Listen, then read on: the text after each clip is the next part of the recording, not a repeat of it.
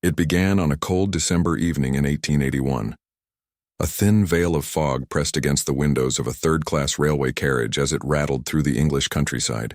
Inside, a young man sat alone, his gloved hands resting on a small brown parcel. He was handsome, neatly dressed, the very image of Victorian respectability. His name was George Henry Lamson, and within that parcel lay something so deadly that even a single drop could still a beating heart. Lamson checked the time. The train would soon arrive in Wimbledon. He adjusted his collar, smoothed his coat, and smiled faintly, the smile of a man who knew what he was about to do, and had already forgiven himself for it. By every account, George Henry Lamson was a man to be admired. A surgeon, a war hero, a husband. He had treated wounded soldiers in the Balkans, earned medals for bravery, and carried himself with that quiet assurance of an English gentleman. But behind the polished manners and well-cut suits was something far less noble. A man drowning in debt, cornered by addiction, and desperate for escape. He owed money to almost everyone he knew. His medical career was crumbling, his reputation unfragile as glass, and yet there was one hope left, one last chance to buy himself time. His brother-in-law, Percy Malcolm John, was young, disabled, and recently wealthy. A family inheritance had placed a fortune in Percy's name. Money Lamson believed should have been his. So, when Lamson stepped off the train that night and made his way toward Blenheim House School, where Percy lived and studied, he did so with perfect composure. He carried a small parcel containing cake, fruit, and a bottle of medicine. A harmless gift, he said. He was greeted warmly by the headmaster, invited in for tea. The lamplight flickered over polished wood and framed photographs. Everything looked ordinary, polite, civilized. But beneath that civility, something cold and invisible moved, because inside that little parcel, wrapped neatly in paper and tied with twine, was a capsule of aconitine. A poison so swift and subtle it left no trace but pain. It burned through the body like winter through a dying flame. Percy smiled as he accepted the cake and the medicine. He trusted Lamson completely. After all, who would fear a doctor? The two men spoke for a while, their voices mingling with the ticking of the clock and the hum of the fire. Then Percy took the capsule. Within minutes, his hands began to shake. His face turned pale. He gasped, a sound halfway between a cry and a question. Lamson rushed to his side, calling for help, his mask of concern flawless. But Percy's agony was like nothing the headmaster had ever seen. Every nerve on fire, every muscle locked. And in less than an hour, the young man was gone. When the clock struck 8 that night, the tea had been poured, the cake half eaten, and Percy Malcolm John was dead. But George Henry Lamson wasn't finished. Not yet. The morning after Percy's death, London's newspapers spoke of tragedy, not suspicion. The young man's ailment was called a sudden seizure, and Dr. George Henry Lamson was praised for his bravery and composure. He played his part beautifully, sent letters of condolence, even wrote to his wife then expressing sorrow for her brother's terrible misfortune. But behind those words his mind was already moving, precise, methodical, confident. Because Lamson believed he had committed the perfect crime. He had been planning it for weeks. A few months earlier, he'd walked into a small apothecary near Regent Street, requesting a rare and potent substance, aconitine. He claimed it was for medical experiments. The shopkeeper, unaware of his true intent, handed him a small vial, transparent, innocent-looking. Inside, death itself, distilled from the purple petals of monkshood. Aconitine kills not by violence, but by deception. It creeps through the nerves, numbing touch, freezing the heart, and silencing the lungs, while leaving the mind perfectly awake. A poison made for patience, and Lamson was a patient man. But patience has a price. Lamson's gambling debts had grown monstrous. He owed money to friends, to colleagues, even to strangers.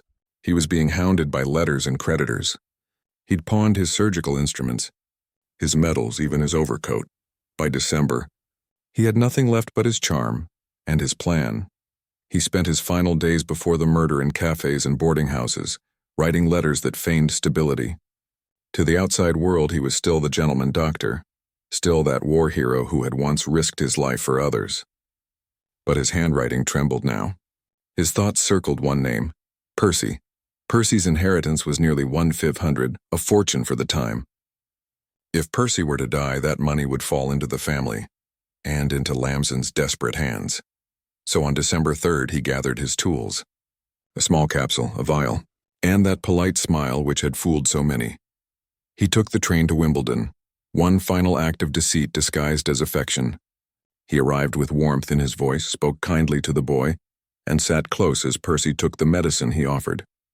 A doctor's gift, a brother's concern, and death in disguise. For a few brief minutes after the poisoning, Lamson appeared calm. He chatted, smiled, asked after Percy's schooling. He even sliced himself a piece of cake as though nothing had happened. But as Percy began to convulse, Lamson's demeanor shifted. His face went pale, not with guilt, but with the sudden fear of exposure. The headmaster called for help. Lamson stayed, outwardly composed, inwardly unraveling. When Percy died, Lamson murmured his condolences, rose to his feet, and quickly left. By the time the police began to suspect foul play, he was already gone, heading toward Paris, a free man. But perfection is a myth. And even the cleverest of men leave shadows behind. Among Percy's belongings, investigators found the cake Lamson had brought, and a small trace of powder inside an empty capsule. To Lamson, it was nothing. To Scotland Yard, it was everything.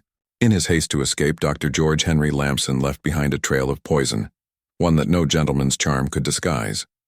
But poisons have a way of whispering truths, long after their victims fall silent, and soon, the whispers began to reach the ears of those who would not be deceived.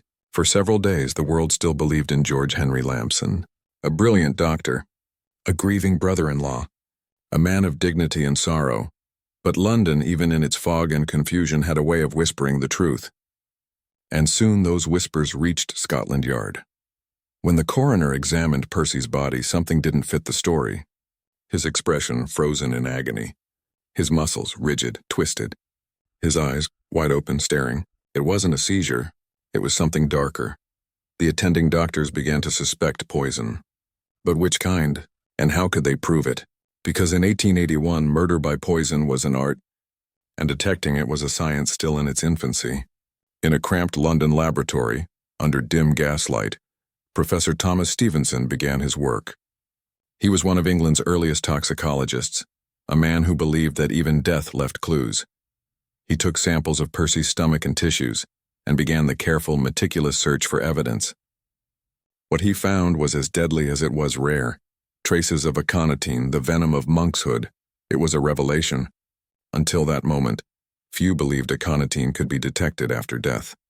But Stevenson had done it, and in doing so, he transformed a quiet tragedy into a murder investigation that would shock the empire.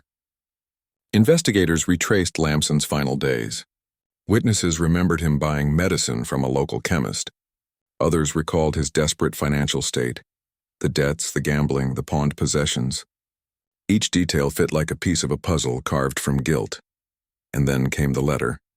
A note Lamson had written to a friend, boasting of a cure for paralysis that he was experimenting with.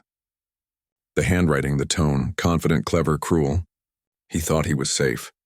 He thought no one could see through the mask, but when Scotland Yard learned he'd boarded a train to France, their patience ended. A telegram was sent to the French authorities. Days later, Lamson was found in a Paris hotel room, exhausted, pale, and still carrying the remnants of the very poison that had killed Percy. The game was over. The perfect gentleman had become a hunted man. When he was brought back to London in handcuffs, Lamson appeared unshaken. He greeted officers politely, thanked them for their professionalism, and even joked with the guards who escorted him to prison. It was as if he believed the world still admired him. Perhaps, in some twisted way, he thought he could charm his way out of murder, but charm is not proof. And soon, the courtroom would strip George Henry Lamson of the last illusion he ever had. Even behind bars, the papers wrote, he carried himself like a man at dinner, not a man awaiting death. The performance was almost perfect, almost, because behind every calm smile lay a growing shadow. And soon that shadow would step into the light. January, 1882. The chill of winter hung heavy over London, But inside the Old Bailey, the air was thick with curiosity. They had come to see him. The handsome poisoner. The gentleman doctor. The man who had turned medicine into murder. Every seat was filled. Reporters sharpened pencils. Society ladies leaned forward behind their veils. Even the jurors seemed uneasy, as if they too had stepped into something unholy. And at the center of it all sat George Henry Lamson. He wore a dark coat and white gloves, his hair neatly combed. He bowed politely to the judge, smiled faintly at the crowd, a man on trial for his life, yet perfectly composed. The prosecution spoke first. They told of greed, of desperation, of a poison bought in secrecy. They showed the capsule found in the cake, the vial traced to a London chemist, and the letter Lamson had written. His arrogance now printed for all to see. Piece by piece, they peeled away the mask. When the scientist took the stand, the courtroom fell silent. Professor Stevenson described his experiments, how he had found aconitine in Percy's body, how he'd tested it on animals, how he'd watched those same paralyzing convulsions unfold again and again. His testimony turned whispers into certainty. Science had spoken, and it had named George Henry Lamson a murderer. Lamson's defense was clever but weak. He claimed the poison was part of a medical study. He argued that Percy's illness was natural, that the symptoms were misread. But his words rang hollow. The jury could see it in his eyes, the tired calm of a man who knew his lies no longer mattered. Still, he played the part until the end. Each question was answered with courtesy. Each accusation met with a polite smile. After days of testimony, the courtroom grew still once more. The jury retired to deliberate. An hour passed. Then another. And when they returned, the foreman spoke only one word. "Guilty." Lamson did not flinch. He merely straightened his back, nodded once, and looked toward the judge with something almost like relief. The sentence was death. Execution by hanging. The crowd erupted, some in pity, others in satisfaction. But Lamson remained motionless like a statue carved from ice. He thanked the court for its fairness. He bowed to the jury, and as he was led away, he whispered to the guards, "It will soon be over." Even in that moment, and with the gallows waiting and the world calling him monster, George Henry Lamson still carried himself as a gentleman. Perhaps he believed that dignity could disguise damnation. Perhaps he thought death would absolve him. Or perhaps he simply didn't care anymore. Narrator. And yet, as the noose drew closer, his pulse never quickened. Perhaps at last he had cured his own conscience. But justice in Victorian England was a swift physician, and its final prescription was death. March 28, 1882. The dawn came cold and colorless over Wandsworth Prison. A thin mist curled above the walls, and in the yard, the gallows waited. Inside his cell, George Henry Lamson wrote one final letter. To his wife, to his family, to no one in particular. He spoke of forgiveness, of peace, and of the hope that his name might not bring them shame. The guards found him calm, too calm. He asked for no clergyman. He said no prayers, only stood quietly as the rope was placed around his neck. At 8 o'clock that morning, the lever was pulled, and just like that, the man who thought himself untouchable became a single entry in a prison ledger. Witnesses said he died instantly. Others swore they saw his lips move, as if he were whispering one last denial. The crowd outside waited in silence. No cheers, no cries, only the sound of rain on the cobblestones, washing away the last trace of a gentleman's sin. The newspapers called it justice, but beneath their headlines there was fascination, even admiration. How could a man so refined, so intelligent, so civilized be capable of something so monstrous? In an age obsessed with progress and moral purity, Lamson's crime was a mirror. It showed Victorian England the truth it refused to see, that evil did not always come with dirt under its nails, but sometimes with polish, with manners, with charm. He was buried within the prison walls, in an unmarked grave among thieves and murderers. The world forgot his face but not his lesson, because George Henry Lamson was not the devil in disguise. He was the disguise itself, a reminder that beneath the finest suits and the sweetest smiles, darkness can still whisper with perfect diction. In the age of reason and progress, George Henry Lamson proved one thing, that evil still wore a gentleman's face.